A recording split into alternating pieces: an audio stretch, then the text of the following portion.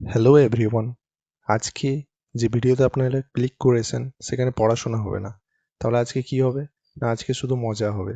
কি মজা হবে? না, এই যে টপিকটা আজকে আমরা আলোচনা করব, যে স্ট্যাটিক জিকের একটা ইম্পর্টেন্ট টপিক। এই টপিকটা থেকে প্রত্যেকবারই এসএসসি জিডি হোক, এমটিএস হোক বা টেট ইন্টারভিউতে ডাব্লিউবিপি কনস্টেবল এসআই, এই জায়গা থেকে প্রশ্ন করাই হয়। তাই সেই টপিকটি আজকে আমরা মজার ট্রিক্সের মাধ্যমে এমনভাবে শিখে নেব যেন এটা দ্বিতীয়বার আমাদের আর পড়তে না হয়। তাহলে চলুন শুরু করা যাক। আচ্ছা, এবার বিষয়টা হচ্ছে, আজকে টপিকটা রয়েছে সেটি হলো কে কোন বাদ্যযন্ত্রের সাথে যুক্ত। আপনারা এবার হয়তো রিলেট করতে পারছেন, হ্যাঁ এখান থেকে প্রশ্ন এসেছে, বিভিন্ন জায়গায় এসেছে। এসএসসি জিডি যে রিসেন্ট পরীক্ষা হবে সেখানে জনগণনা থেকে একটি প্রশ্ন, বাদ্যযন্ত্র থেকে আরেকটি প্রশ্ন, আর ক্লাসিক্যাল ড্যান্স থেকে আরেকটি প্রশ্ন। এগুলো কনফার্ম, এগুলো প্রত্যেকটা শিফটে থাকেই। তাই চলুন শুরু করা যাক আমাদের ট্রিক্স সহ। একদম মজার ছলে আমরা শিখে নেব।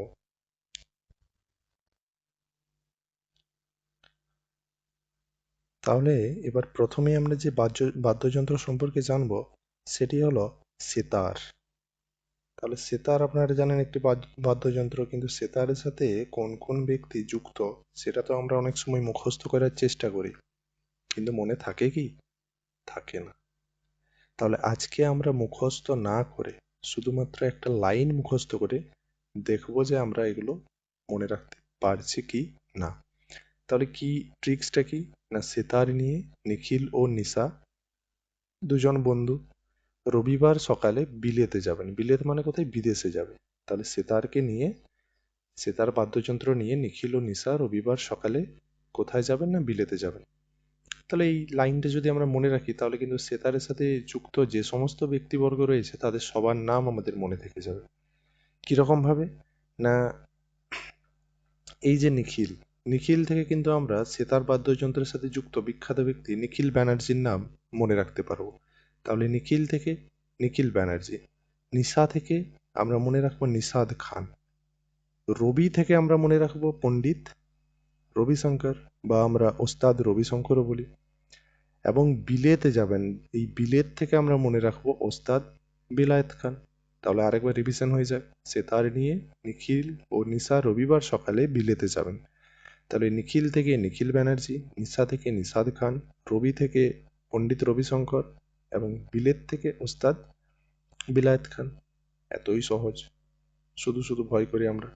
তারপরের কি? তারপরের যেটি রয়েছে বাদ্যযন্ত্র সেটি হলো, সেটি কি? না, সেটি এই দেখুন, বাঁশি। তাহলে তারপরেরটি হলো কি? বাঁশিও তো একটি বাদ্যযন্ত্র, তাই না? তাহলে বাঁশির সাথে কে কে যুক্ত দেখে নি। লাইনটি কি? না, হরিলাল মহামিলনে বাঁশি বাজিয়ে বিজয়ী হন। মহামিলন মানে যেখানে সবাই একত্রিত হয়ে মেলামেশা করে, যেটাকে আমরা অনেক সময় রিইউনিয়ন বলি। তাহলে এই হরিলাল সেই মহামিলনে বাঁশি বাজিয়ে বিজয়ী হন, কম্পিটিশন হচ্ছিল। বেশ, তাহলে এখান থেকে আমরা কি দেখব? এই হরি থেকে আমরা দেখব হরিপ্রসাদ চৌরাসিয়া। বিখ্যাত, খুবই বিখ্যাত হরিপ্রসাদ চৌরাসিয়া। এটা পড়েছে গত বছরের প্রশ্নপত্রতে, এই প্রশ্নটা রয়েছে, আমি দেখাবো শেষে। তাহলে হরিলাল থেকে আমরা পাবো হরিপ্রসাদ চৌরাসিয়া। আচ্ছা, এবার লাল থেকে আমরা কি পাবো? হরি থেকে তো আমরা পেলাম হরিপ্রসাদ চৌরাসিয়া, লাল থেকে আমরা পাবো পান্নালাল ঘোষ। মহামিলন থেকে আমরা পাবো টি.এস. মহালিঙ্গম। আর বিজয় থেকে আমরা পাবো বিজয় রাঘব রাও। বেশ, বাঁশিও শেষ হয়ে গেল। আরেকবার দেখে নিন, স্ক্রিনশট মেরে রাখুন বা খাতাতে নোট ডাউন করুন, ভবিষ্যতে কাজে লাগবে। আচ্ছা, এবার পরের টপিকটি কি আছে? পরের যে বাদ্যযন্ত্রটি আছে সেটি হলো, সেটি কি? সেটি হলো তবলা। তবলা বাজানোতে আমরা জানি তো কে সেরা? ওস্তাদ জাকির হোসেন, তাই না? তাহলে এর পরের আমাদের যেটি হলো সেটি বাদ্যযন্ত্র, সে হলো তবলা। এবার এই তবলা মশাইয়ের সাথে কে কে যুক্ত দেখি। তাহলে কি ছড়াটা কি? না, জাকির হোসেন তবলা বাজানোতে পণ্ডিত, আল্লাহর দোয়ায় লতিফ ওস্তাদ হয়ে গেছে সে। এটা শুধু আমরা মনে রাখার জন্য মনে রাখবো যে জাকির হোসেন একজন ব্যক্তি, তিনি তবলা বাজানোতে পণ্ডিত, আল্লাহর দোয়ায় লতিফ ওস্তাদ হয়ে গেছে সে। তাহলে জাকির হোসেন থেকে তো আমরা পেলামই জাকির হোসেন, এটা নিয়ে আর কোনো কথাই হবে না। আচ্ছা, এবার আমরা পাবো বাজানোতে। তাহলে বাজানো থেকে কি পাবেন দেখুন তো, বাজানো থেকে আপনি পাবেন এ কে ব্যানার্জি। পণ্ডিত থেকে আপনি কি পাবেন, পণ্ডিত থেকে আপনি পাবেন পণ্ডিত শান্তা প্রসাদ, পণ্ডিত শান্তা প্রসাদ। আল্লাহর দোয়ায়, তার আল্লাহ থেকে আপনি পাচ্ছেন ওস্তাদ আল্লাহ রাখা খান।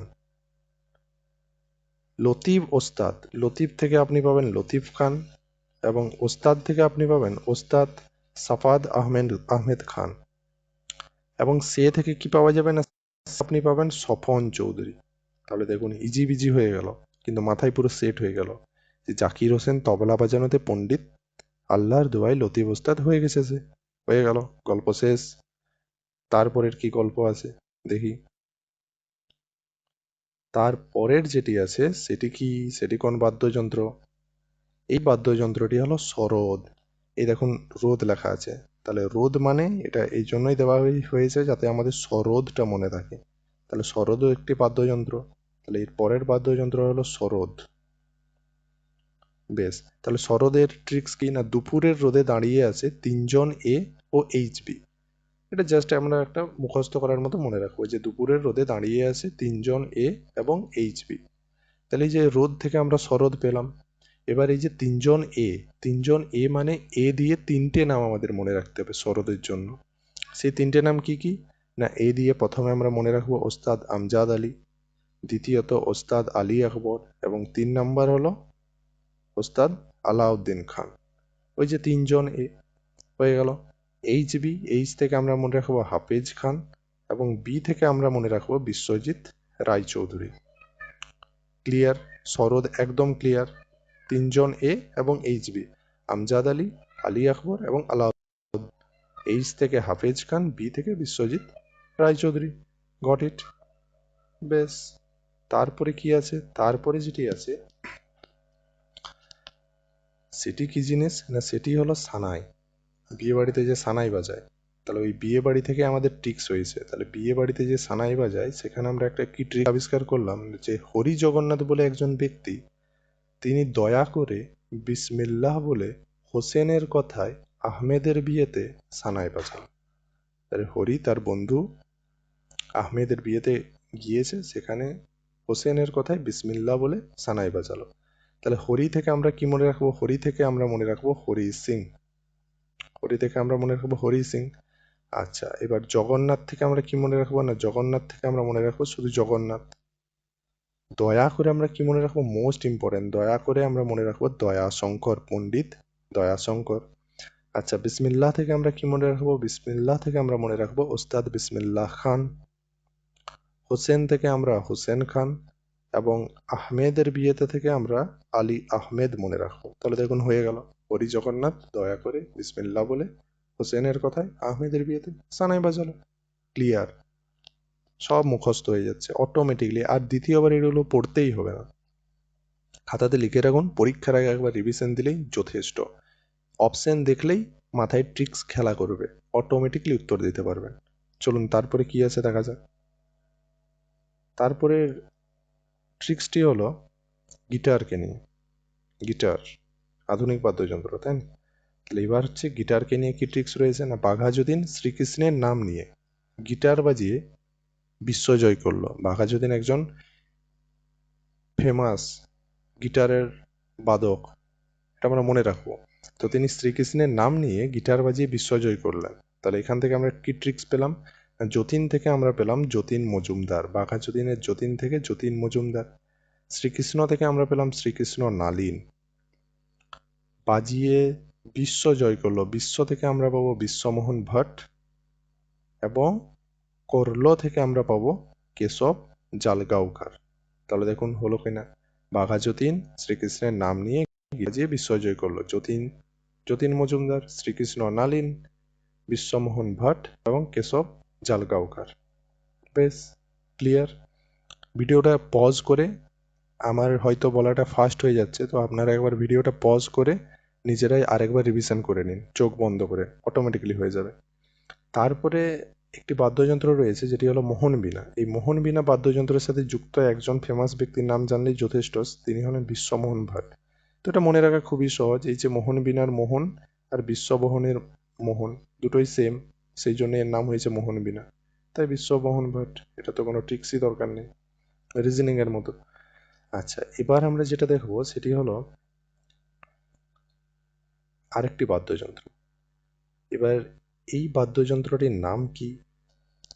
না, এই বাদ্যযন্ত্রের নাম হলো জলতরঙ্গ বা জল তরঙ্গ আমরা বলি, সেই জন্য জল কথাটা এখানে মেনশন করা হয়েছে। তাহলে জল তরঙ্গ। তাহলে ট্রিক্সটি কি না, হিমাংশু জগদীশকে রাম নামে জল খেতে বলে। আমরা কোনো ভালো কাজ করার আগে রাম নাম নিই, রাম নাম জপ করি, সেই জন্য জল খাবার আগে হিমাংশু জগদীশকে রাম নামে জল খেতে বলে। তাহলে হিমাংশু থেকে আমরা পাবো হিমাংশু বিশ্বাস, জগদীশ থেকে আমরা পাবো জগদীশ মোহন, এবং রাম থেকে আমরা পাবো রাম স্বরূপ প্রভাকর। ব্যাস, জলতরঙ্গের খেলা শেষ। তারপর যে বাদ্যযন্ত্রটি রয়েছে সেটি হলো বেহালা। কি বাদ্যযন্ত্র? বেহালা। এই বেহালাটা কিন্তু খুবই গুরুত্বপূর্ণ। এসএসসি জিডি এবছর বেহালা থেকে কোয়েশ্চেন আসবেই আসবে, অনেক প্রশ্ন আসবে বেহালা থেকে। তাহলে আমরা দেখবো যে হয়তো এর মধ্যে একটা আমরা কমন পেয়ে যাব বেহালা থেকে। তাহলে চলুন দেখা যাক কি ট্রিক্স আছে। সঙ্গীতা ঠাকুর পূজা করে বেহালা হয়ে। সঙ্গীতা একজন মেয়ে, সে ঠাকুর পূজা করে বেহালা হয়ে। তাহলে সঙ্গীতা থেকে আমরা পাবো সঙ্গীতা রাজন।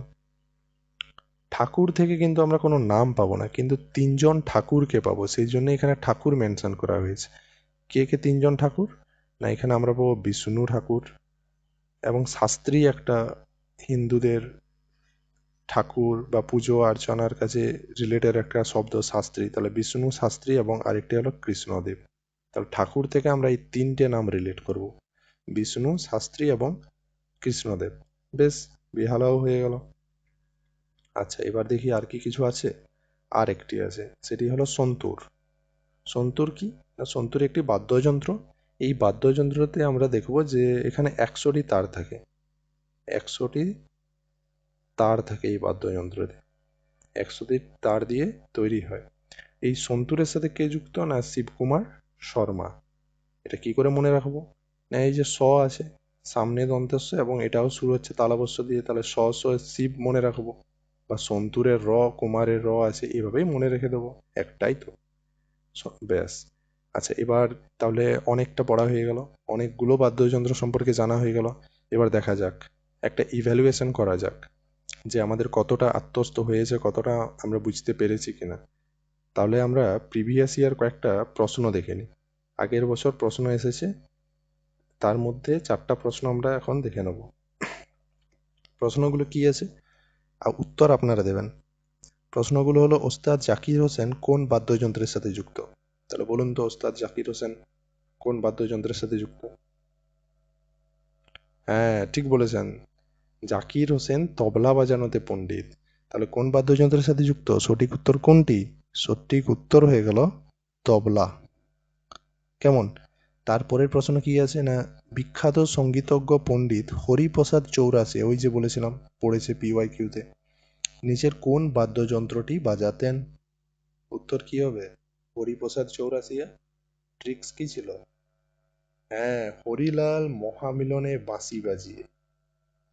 তাহলে কি বাজিয়ে? বাঁশি বাজিয়ে। তাহলে কোন বাদ্যযন্ত্রের সাথে যুক্ত? না, বাঁশির সাথে যুক্ত। বেশ। তার পরের প্রশ্নটি হলো 3 নাম্বার যেটা পড়েছিল, এটা গত বছরের এসএসসি জিডির প্রশ্ন। সন্তুর বাদ্যযন্ত্রটিকে জনপ্রিয় করার জন্য কাকে কৃতিত্ব দেওয়া হয়? একটু আগেই বললাম, এই মাত্র। কাকে দেওয়া হয়? না, পণ্ডিত শিবকুমার শর্মা। আচ্ছা, এবার 4 নাম্বার যে প্রশ্ন, এই প্রশ্নটির উত্তর কিন্তু আপনারা কমেন্টে দেবেন। আমি দেখবো যে আপনাদের কতটা মনে আছে কি মনে নেই। যদি মনে না থাকে তাহলে সেটাও বলুন কমেন্ট সেকশনে। আমি এর পরের যে ভিডিও আনবো অন্য একটা টপিক থেকে, সেটা আরো মজার ট্রিক্স নিয়ে আনবো। তাহলে প্রশ্নটি কি না, ওস্তাদ আমজাদ আলী খান কোন বাদ্যযন্ত্রের একজন বিখ্যাত বাদক? তো আপনারা ট্রিক্স মনে করুন আর কমেন্ট সেকশনে আমাকে উত্তরটা দিন। দেখা যাক কতজন উপকৃত হয়েছে। বেশ, তাহলে আজকের এই বাদ্যযন্ত্রের ভিডিওটা আশা করি আপনাদের সকলকেই ভালো লেগেছে। যদি ভালো লেগে থাকে তাহলে আপনারা যদি নতুন হয়ে থাকেন আমার চ্যানেলে, তাহলে একটু সাবস্ক্রাইব করে পাশে থাকুন, কারণ আপনার একটা সাবস্ক্রিপশন আমাকে 1000টা ভিডিও বানাতে আগ্রহী করে। ধন্যবাদ, পাশে থাকুন সাবস্ক্রাইব করে। অল নোটিফিকেশনটা অন করে দিন। দেখা হচ্ছে পরের ভিডিওতে, ততক্ষণের জন্য গুড বাই।